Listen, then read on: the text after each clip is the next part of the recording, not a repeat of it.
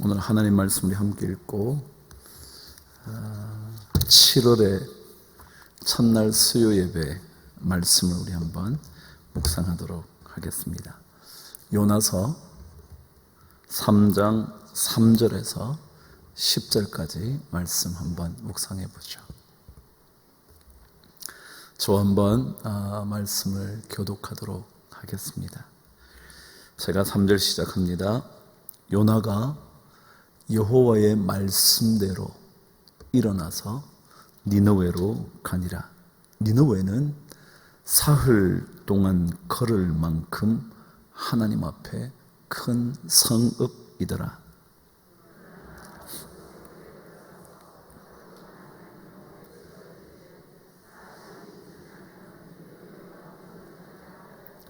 니느웨 사람들이 하나님을 믿고 금식을 선포하고 높고 낮은 자를 막론하고 굵은 배 옷을 입은지라.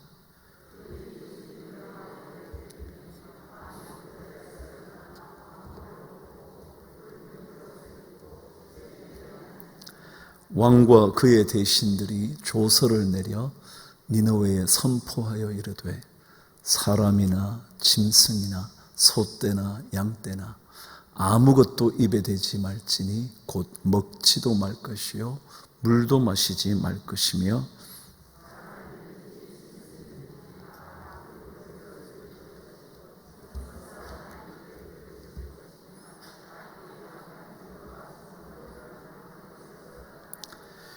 하나님이 뜻을 돌이키시고 그 진노를 그치사 우리가 멸망하지 않게 하시리라. 그렇지 않을 줄을 누가 알겠느냐 한지라. 하나님이 그들이 행한 것 곧 모악한 길에서 돌이켜 떠난 것을 보시고 하나님이 뜻을 돌이키사 그들에게 내리리라고 말씀하신 재앙을 내리지 아니하시니라. 아멘. 저와 함께 9절과 10절을 다시 한번 읽도록 하겠습니다. 저와 함께 말씀을 읽으시죠. 시작. 하나님이 뜻을 돌이키시고 그 진노를 그치사 우리가 멸망하지 않게 하시리라. 그렇지 않은 줄을 누가 알겠느냐 한지라. 하나님이 그들이 행한 것 곧 그 악한 길에서 돌이켜 떠난 것을 보시고 하나님이 뜻을 돌이키사 그들에게 내리리라고 말씀하신 재앙을 내리지 아니하시니라. 아멘. 그럼 요나의 마음에는 어떤 마음이 가득 차 있었을까요? 니느웨를 향한 요나의 마음은 어떤 것이었을까요? 도대체 어떤 생각이 그의 마음에 가득했기에 그는 니느웨를 향하여 하나님의 명령을 전하고 싶지 않았던 걸까요? 도대체 무슨 마음이 있었을까요? 그리고 하나님의 마음 속에는 어떤 마음이 있었을까요? 왜 그렇게 이스라엘 백성들에게 악독했던 니느웨를 향하여 하나님은 생명의 말씀을 전하라 하신 걸까요? 무슨 마음이 하나님께 있었을까요? 사람의 마음에는 원수 갚고 싶은 마음이 참 많습니다. 저도 진짜 그렇습니다. 억울한 일을 당할수록 더 그 생각은 깊어집니다. 원수를 갚아야 할 것 같은, 갚지 않으면 내가 견딜 수 없을 것 같은, 반드시 갚아줘야 깨달아 알 것 같은 그런 마음이 우리에게 참 많습니다. 그 마음이 요나의 마음 아니었을까요?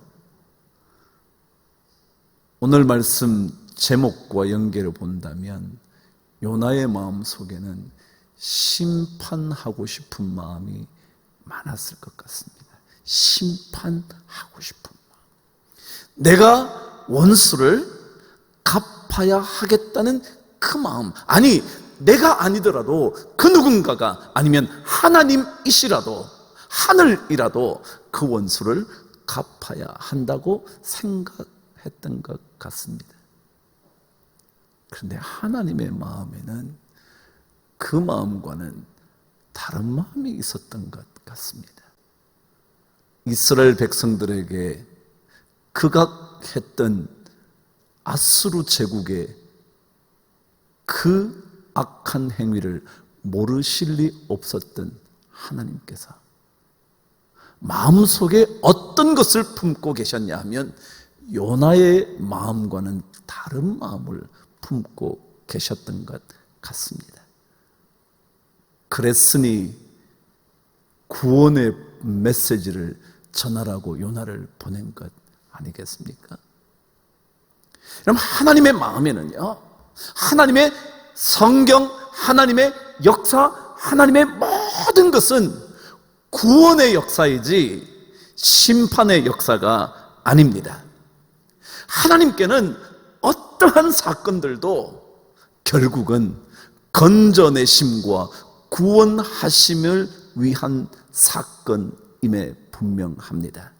여러분과 제가 겪고 있는 눈물의 사건이든지 고난과 풀무불의 사건이든지 우리의 삶이 갇히게 된 인생이라 할지라도 그 모든 사건은 하나님께는 구원의 역사를 위한 것일 뿐입니다. 절대 다른 의도는 없습니다. 하나님의 최종 목적은 구원입니다. 이게 성경의 메시지죠. 아무리 우리가 어긋난 길을 걸어간다고 할지라도 그분은 건지시는 그것이 하나님입니다. 하나님의 일입니다. 하나님의 목표는 심판이 아니라 구원입니다. 295장 찬양은요, 이런 가사로 되어 있습니다. 제가 한번 읽어드릴 테니까 들어보시죠.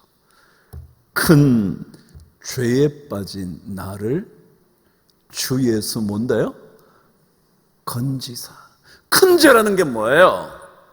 어쩌면 용서받지 못할 죄라는 뜻 아닐까요? 해결할 수 없는 죄를 의미하는 것은 아니겠냔 말이죠. 큰 죄에 빠진 나를, 그런데 주님은 건지신다는 거예요. 근데 그 다음 가사가요, 그 넓은 품에 다시 품으신 은혜. 그 넓은 품에 다시 품으신 은혜. 하나님께서 심판의 칼을 우리에게 들이대신다면 우리는 빠져나올 수 없는데 주님은 우리를 넓은 품으로 다시 품어주십니다. 이게 하나님이라는 거예요.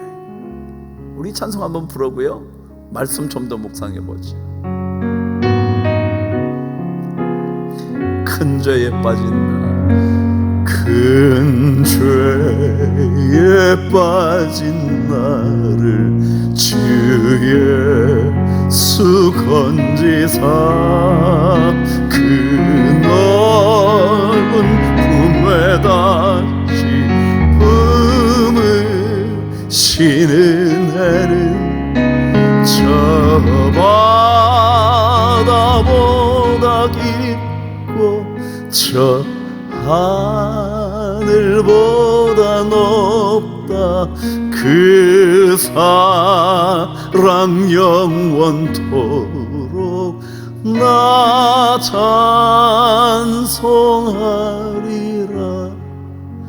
날로 더욱 귀하라.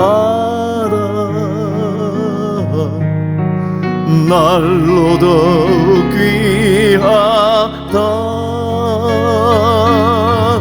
한이 없이 넓은 우리 주의 사랑, 날로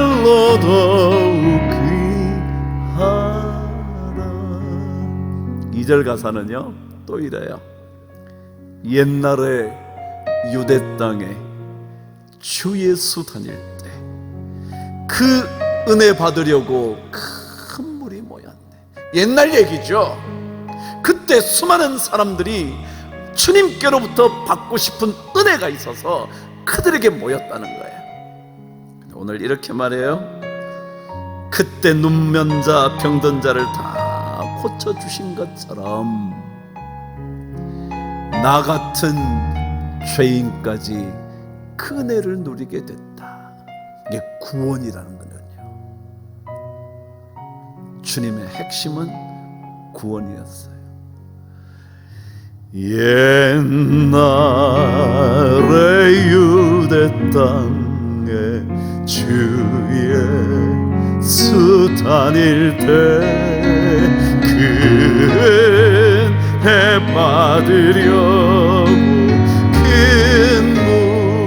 물이 모였네. 눈먼자 병든 자를 다 고쳐주셨으니 나 같은 죄인까지 그 은혜 받도다.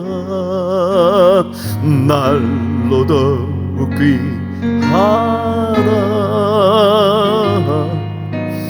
날로 더욱 귀하다. 한이 없는 넓은 우리 주의 사랑 날로 더욱 귀하다. 날로 더욱 귀하다. 날로 더욱 귀하다. 날로 더욱 귀하다. 한이 없이 넓은 우리 주의 사랑 날로 더욱 귀하다.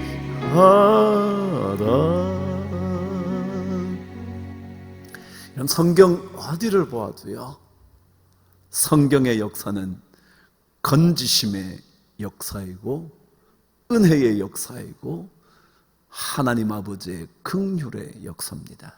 어디를 보아도요. 아무리 살펴보세요, 아담의 범죄의 사건에서도 하나님의 건지심의 은혜를 여러분 보잖아요. 노아의 홍수의 사건에서도 하나님의 건지심을 보잖아요. 이스라엘 백성이 출애굽의 사건을 보아도 하나님의 건지심을 보잖아요. 10가지 재앙도요 다 건지기 위함이잖아요. 건지고 싶어 하시지 않는 하나님의 사건은 없어요. 예수님의 이름이요, 그 이름은요 자기 백성을 그 죄에서 구원할 자이심이라. 그래서 뭐라 그런다고요? 예수라 그런다. 우리가 믿는 예수는요 이미 건지시는 분이에요. 그분이요.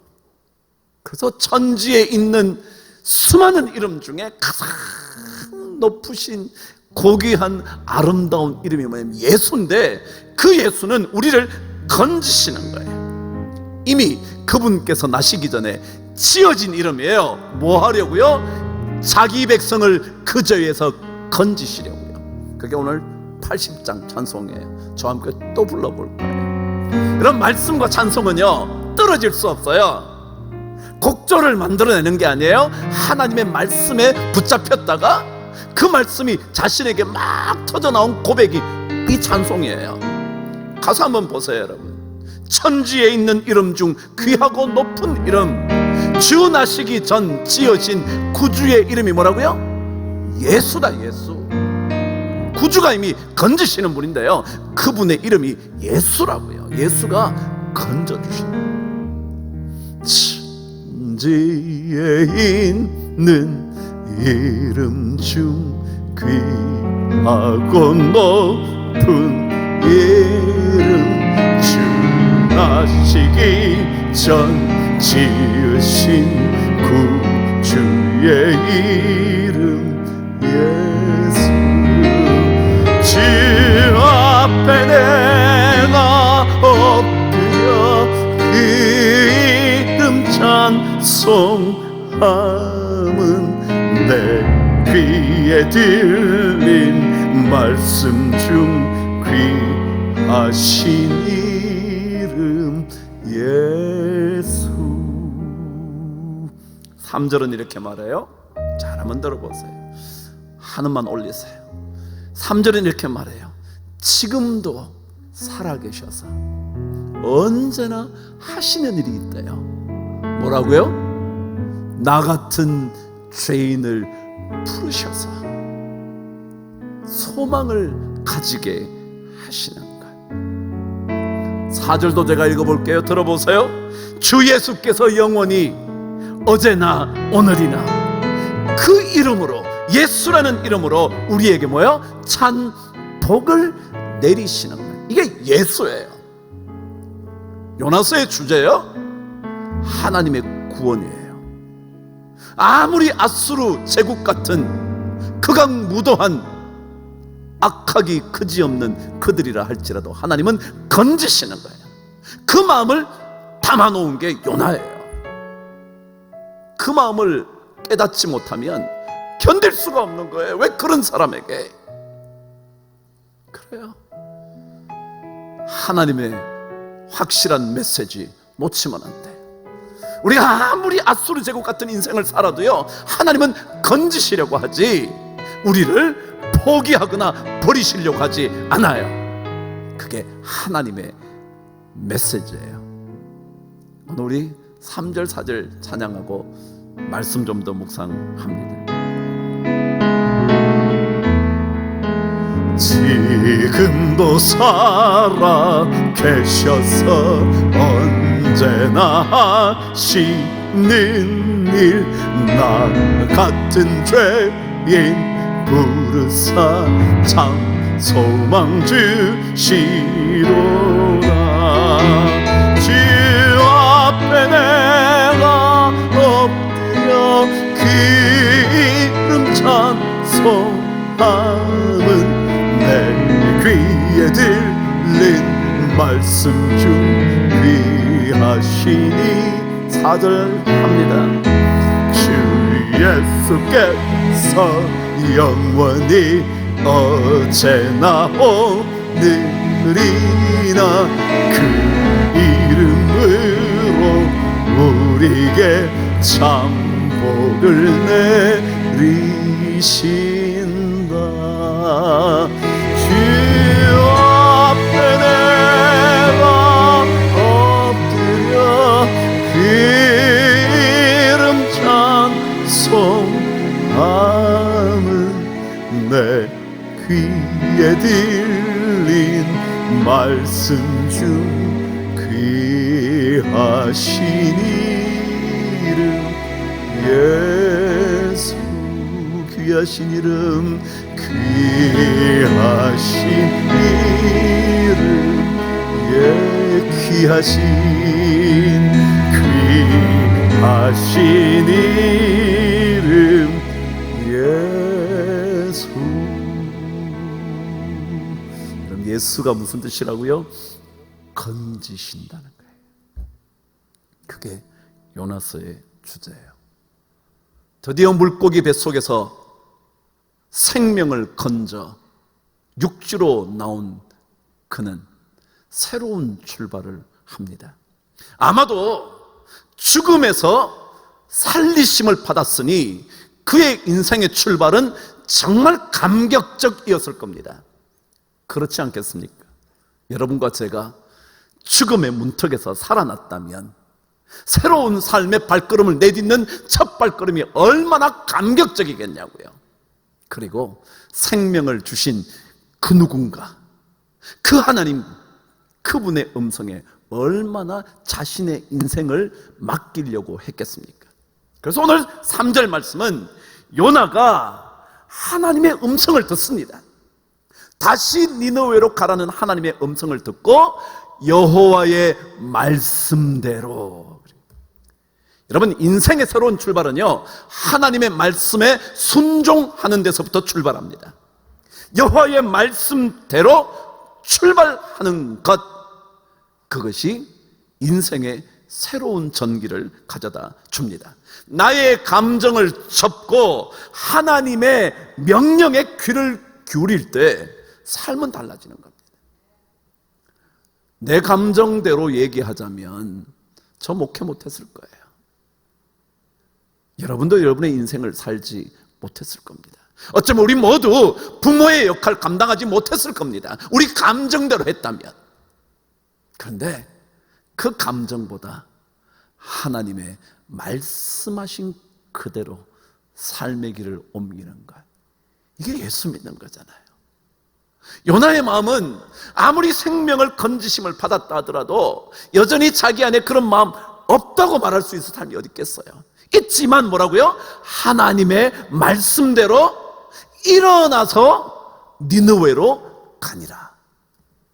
그래요. 신앙은요, 순종할 때 놀라운 일들이 일어납니다.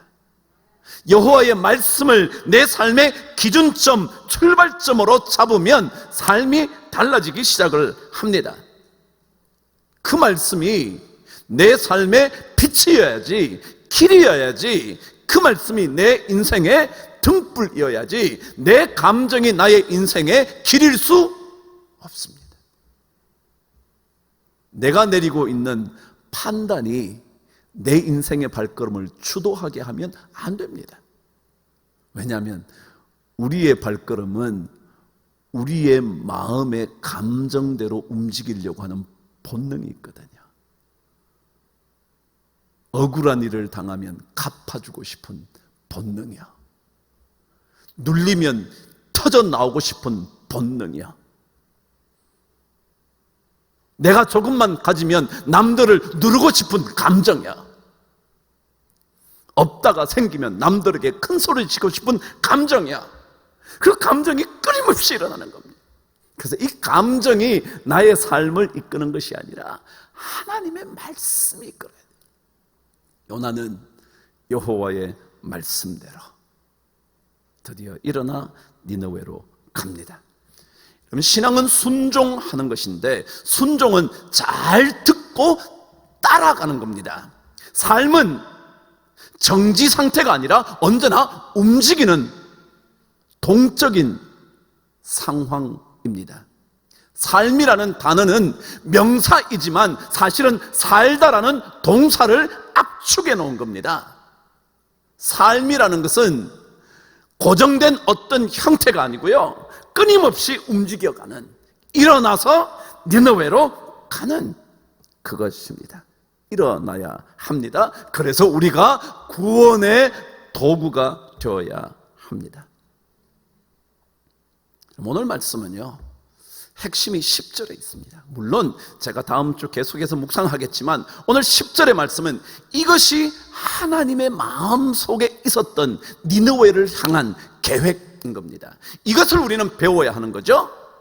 내 안에 요나가 있는데, 갚아주고 싶은 요나가 있는데 하나님의 계획과 뜻을 바라보면서 나의 계획을 수정해 가는 것이 믿음의 삶이거든요. 10절 저와 함께 말씀을 읽습니다. 시작. 하나님이 그들이 행한 것 곧 그 악한 길에서 돌이켜 떠난 것을 보시고 하나님의 뜻을 돌이키사 그들에게 내리리라고 말씀하신 재앙을 내리지 아니하니라. 요나의 메시지가 들려집니다. 하나님의 음성이 들려집니다. 하루밖에 돌지 않았는데, 오늘 말씀에 의하면 니느웨는 사흘 길을 가야 하는 성읍이라 했는데 요나가 하루 길을 걸으며 하나님의 메시지를 전했는데 그 니느웨가 발칵 뒤집힌 겁니다. 그래, 우리의 죄악 때문에 우리가 멸망하겠구나. 금식을 선포합니다. 기도하기 시작합니다. 알지도 못하지만 그러나 소문을 들어 알았던 하나님이 우리를 건져주시지 않겠냐, 모두 다 베옷을 입고 하나님 앞에 엎드립니다. 자, 어떤 일이 벌어졌냐 했더니 하나님께서 뜻을 돌이키사 내리려고 하셨던 재앙을 거두어 들이시는 겁니다. 여러분, 하나님은요, 구원을 위하여 계획해 놓으셨던 심판과 재앙을 거두어 들이실 수 있는 분이십니다. 그분은 구원 때문에 그렇습니다. 단 하나의 목표 때문에 그분은 뜻을 수백 번이라도 바꾸실 수 있습니다. 무슨 계획이요? 구원이라는 계획. 아무리 우리가 악한 길을 걸어가도요, 하나님의 구원하시고 싶은 계획 때문에 하나님은 우리를 향한 심판과 재앙을 거두어 들이실 수 있는, 뜻을 바꾸실 수 있는 분이십니다. 하나님은 구원을 위하여 그분의 모든 것들을 팽개치실 수 있는 분이십니다. 구원을 위해서라면 어떠한 것도 하나님은 포기하실 수 있습니다. 하나님의 종착점은 심판과 멸망이 아니라 건져내시는 구원이기 때문에 그렇습니다. 호세아 6장 1절은 그래서 이렇게 정확하게 설명을 했습니다. 함께 읽어보실까요? 시작. 오라, 우리가 여호와께로 돌아가자. 여호와께서 우리를 찢으셨으나 도로 낫게 하실 것이요, 우리를 치셨으나 싸매어 주실 것입니다. 여러분, 하나님의 계획은요, 치시는 게 아니에요. 하나님의 계획은요, 찢으시는 게 아니에요. 하나님의 계획은 오히려 도로 낫게 하시고 도로 싸매어 주셔서 그들로 하여금 새로운 생명으로 살아가게 만드시는 게 하나님의 계획이에요. 하나님의 긍휼과 하나님의 은혜와 하나님의 은혜는 그분의 공의로우심보다 더 앞섭니다. 물론 하나님의 공의가 없다라고 말할 수 없죠. 그것이 없다면 어찌 심판이라는 단어가 필요하겠습니까? 그러나 하나님은 그 어떤 것보다, 심판보다, 재앙보다, 멸망보다 하나님은 건져내심, 구원하심, 긍휼, 은혜가 더 먼저입니다. 이사야 54장 10절은 그래서 이렇게 말합니다. 산들이 떠나며 언덕들은 옮겨질지라도 나의 자비는 너에게서 내게서 떠나지 아니하며 나의 화평의 언약은 흔들리지 아니하리라. 뭐라고요? 너를 긍휼히 여기시는 여호와께서 말씀하셨느니라. 여러분, 하나님은요, 우리를 향하여 자비와 긍휼이 많으신 분이지 심판부터 시작하시는 분이 아닙니다. 때때로 너무도 어긋난 길을 걸어가면 하나님께서 마치 심판의 칼을 드시는 것처럼 보이지만 그분이 우리를 찢으셨으나 뭐라고요? 도로 낫게 하실 것이요, 치셨으나 우리를 싸매어 주실 것입니다. 이게 하나님의 본심이라는 거예요. 예수님의 모든 사역도 마찬가지거든요. 그 사역도 전부 다 구원과 건지심에 있었거든요. 안식일에 율법을 범하신 것도요, 뭐 때문에요? 건지시고 살리시려고 율법을 범한 거지 생명을 죽이려고 한 게 아니에요. 마가복음 3장 4절은 그래서 이렇게 기록해요. 그들에게 이르시되 안식일에 선을 행하는 것과 악을 행하는 것, 생명을 구하는 것과 죽이는 것 어느 것이 옳으냐 하시니 그들이 잠잠했다. 주님은요, 안식에 율법을 어긴다고요? 하나님, 주님, 그분이 율법의 완성이신데 율법을 어긴다고요? 아니요. 율법을 완성시키는 것이 뭐냐면 생명을 구하는 것, 그거거든요. 주님은 생명 구원에 손을 들어주시지 멸망의 손을 들지 않습니다. 그분에게는 긍휼과 사랑이 앞섭니다. 그 긍휼과 사랑에 기댈 수 있기 때문에 우리가 사는 겁니다. 만일 하나님의 심판의 칼날이 더 무서웠다면 요나는 이미 물고기 배 속에서 그의 인생을 마감했을 겁니다. 그러나 하나님은 또 건져주시는 거예요. 또 건져주시는 그 은혜와 긍휼, 건져주심의 놀라운 역사에 우리가 기대어 사는 거죠. 주님께서 심판의 팔을 드시면 누가 그분 앞에 서겠습니까? 누가 그분 앞에 나설 자 있겠습니까? 그러나 우리는 그분의 은혜와 긍휼의 손길에 감싸여 우리는 오늘도 살아가는 거죠. 2020년에 하반기도 시작할 수 있는 거죠. 안 그랬으면 우리 불가능했을 거예요. 요나의 마음에는 심판의 마음이 있었지만 하나님의 마음에는 긍휼하심과 구원의 마음이 있었습니다. 이것을 놓치면 우리는 영원한 재앙 속에서 어쩔 수 없이 죽음을 맞이할 수밖에 없을 겁니다.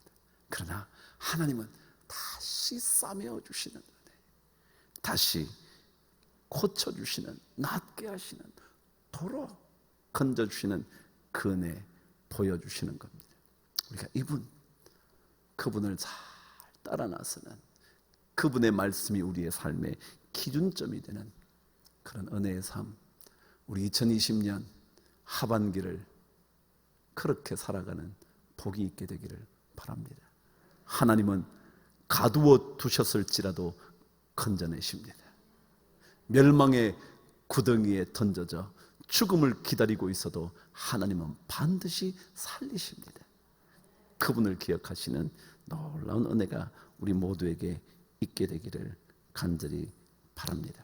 하나님은 어떤 분이냐면 땅끝에서, 땅끝이라 그랬죠. 제가 자주 하는 말씀이요, 우리가 더 이상 나갈 수 없는 그곳이요, 그것은 절망의 순간이기도 하고 죄악으로 말미암아 우리가 더 이상 빠져나올 수 없는 그곳이기도 합니다. 그런데 하나님은 그곳에서 우리를 붙들고 땅 모퉁이에서 똑같습니다. 어디로 더 이상 갈 곳이 없는 그곳에서 너를 부르고 이르기를 너는 내 거야.